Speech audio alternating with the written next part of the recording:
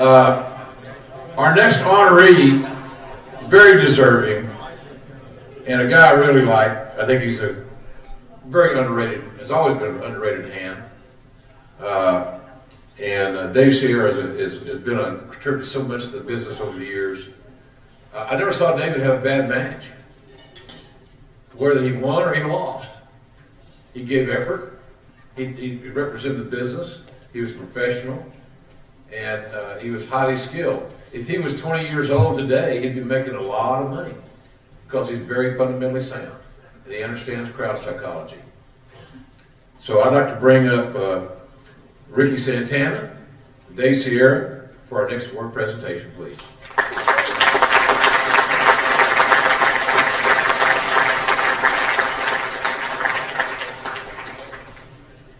Ricky, I'm home.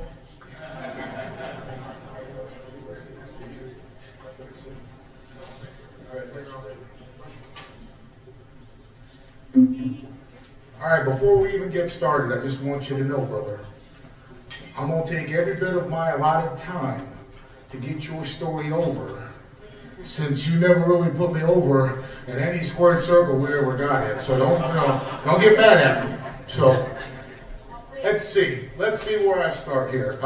In this great business that we're all a part of, there's guys that no matter where you go, everybody's got a story.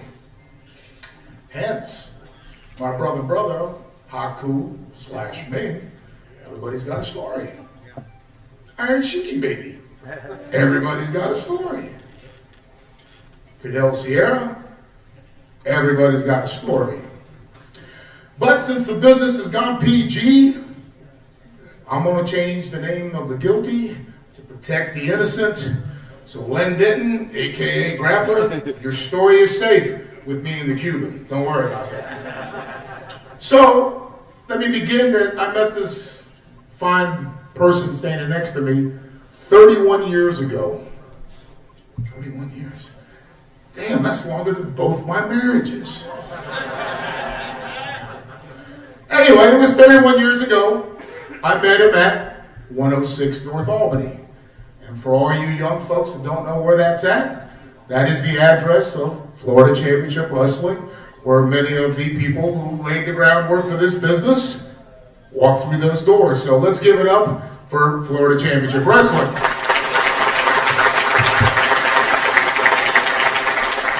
So I walk in, I'm new to the business, I'm just a kid, and Charlie Lace sitting there at the front desk, and I go, "Hey, Charlie, where's the locker rooms at?"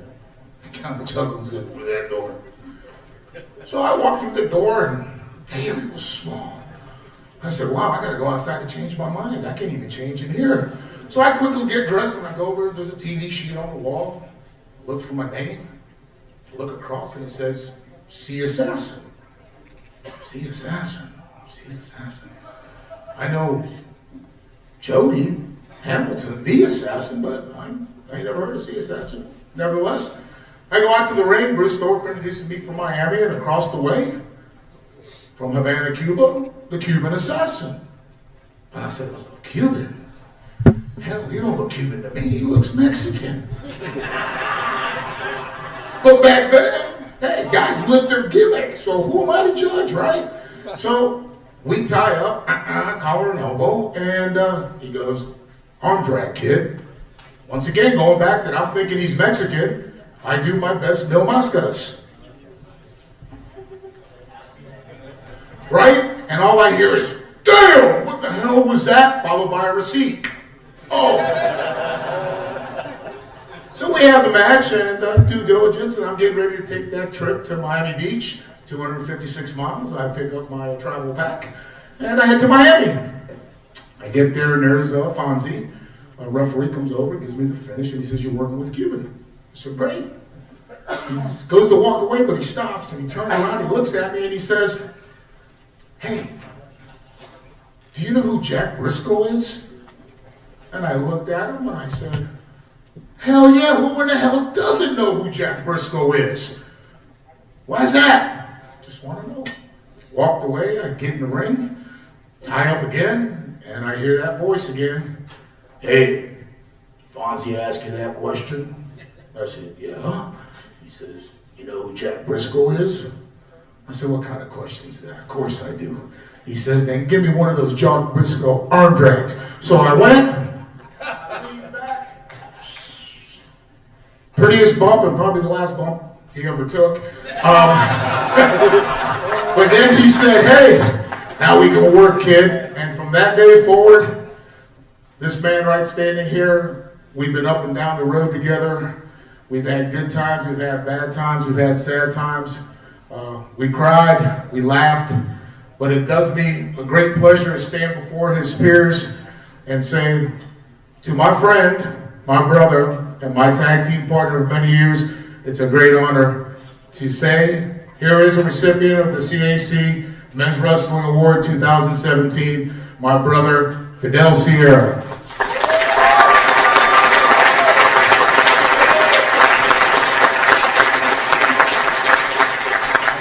I gotta pull out my cheat sheet.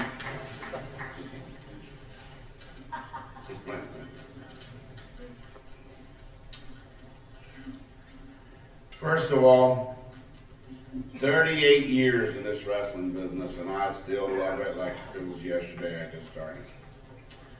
I want to thank everybody in the C.A.C. from the bottom list to the top, to the president, to everybody that helps put this together for all of us.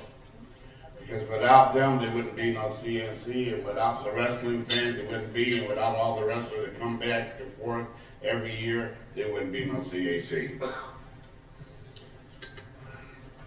See, I started wrestling at a very young age at the Sportatorium. I might have been like 12 or 13. And I'd go there, and Matsuda had classes then, and I'd go through these classes, and he'd put me through these matches, and that was great. And from there, I started wrestling what they call outlaw. And this outlaw wrestling, you made like $20 on a Friday night, and I thought, man, $20, I'm getting $20 to get thrown around, wow. But before I started all that, me and Bill Alfonso, who everybody knows in ECW as Fonzie, would stand at this world famous Sportatorium, and we'd stand there and watch the matches, and right beside us would be this guy like 6'8", and his name is Terry Bollea, who later on went to become Hulk Hogan, Thunder Lips, whatever. Anyway, he went on to become the greatest, biggest names in our business. And that was the Hulk Hogan part of standing in the Sportatorium with us, and it was great. Skip and Screw every Wednesday. I don't know if that was too good once my mom found out. But then in 1978, I got booked in Dallas, Texas. And the people that helped me get booked there in Dallas, Texas were King Curtis Ayakea, God bless his soul. His son Rocky being in Hawaii. When I seen him here, I said, wow. And and Rocky Johnson and Ada Mavia, Rock's mom and dad, and thanks to Ada, she made the big phone call for me and got me booked in 1978 in Dallas. So I really thank them. But the people who helped me pave, the people who paved the way for me to get to where I am today, from the late Jack Briscoe to Jerry Briscoe, and the list goes on to Hiro Matsuda, the late Hiro Matsuda, who taught me. I'm gonna tell you a Briscoe story right now that happened in Jacksonville, Florida, and this ain't no joke because you younger guys, you don't know how it was back then. So I'm in a 6-man tag in Jacksonville, Florida, and it's Jack Briscoe, Jerry Briscoe, David Sierra. And we're wrestling as Bud Sawyer and I believe Bobby Jaggers, and right now I couldn't tell you who the third guy was, but we go out there and man, they sell their ass off, Jack and Jerry, and they give me that hot tag, and I come in, and I screwed the whole comeback up. Boy, I got back to the dressing room, go into the little room with Jack and Jerry, and they go, Sierra, what are you doing? You just screwed this whole, and I sort of laughed it off. And God bless Jack Briscoe and Jerry, and I said, we're not laughing. And I knew right then, take that shit serious, because they weren't laughing at all. And back then was the old school days, and it was a hell of a history lesson for me right then. And I really thank them, because that really did help me to pay more attention, to take this business with a lot more respect and honor it more. And if it wasn't for them, hell, who knows where I'd be these days. A couple other guys, my brothers travel up and down the road with me. One is Ricky Santana, who was just up here, and another one is the grappler, Lenny Denton. And we had some great, I'm a little bit nervous for guys who've been doing this for 38 years plus, but we had a lot of trips up and down the roads. If I could tell some of those stories, they wouldn't let us back here anymore. But I was lucky enough to get in this business and get to wrestle the likes of Andre the Giant. God bless Roddy Piper, Dusty Rhodes, Ric Flair, Carlos Colon, just the name, and I could go on and on, but I'd be here all night. Probably St. Amman's and Cuban can get off the stage right now. One guy that really stands out and is the late Kurt Hennig.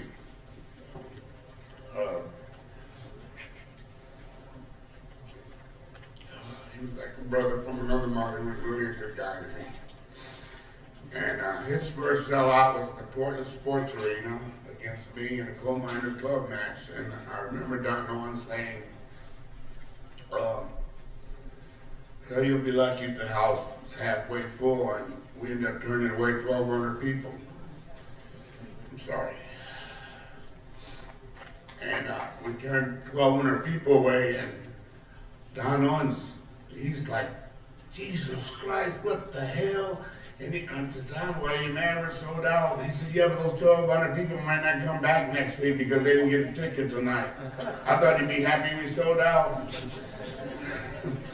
But it was a great payday, and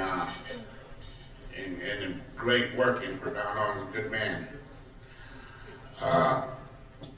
There are a lot of other moments over my life in the wrestling business and places I traveled and people have met legends and I have, in the ring with. And if I stayed up here too much longer, I'd have Brian Vermeer and Dollar try to tackle me off stage.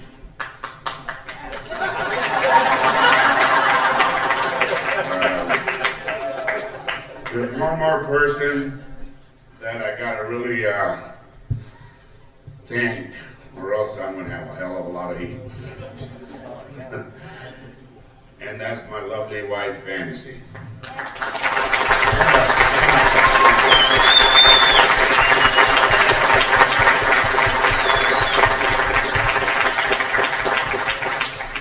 She was in my first, but she was my fourth. And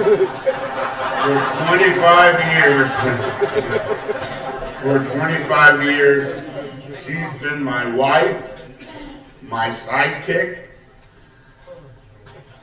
manager, and we raised a lot of hell up and down the roads. And to be honest with you, if it wasn't for her, I wouldn't be here right now, because she literally saved my life.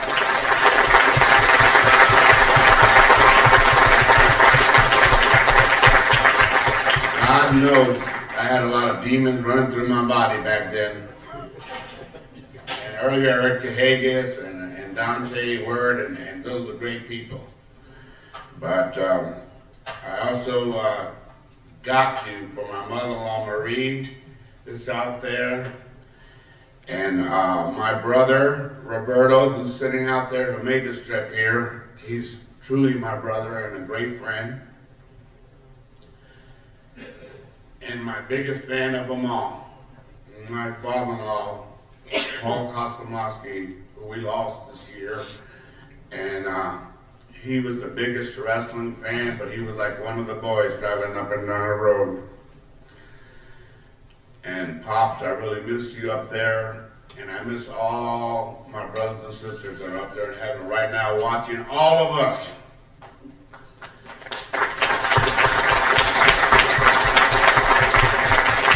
And I really want to thank all of you.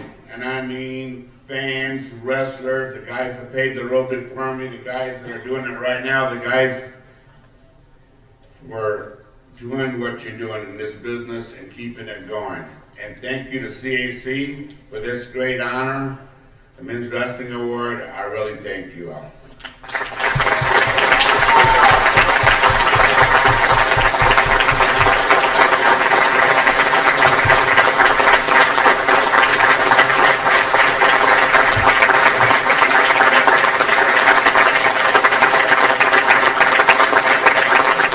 Good old JR helped me out a lot in WCW too, and I don't mean to leave that out.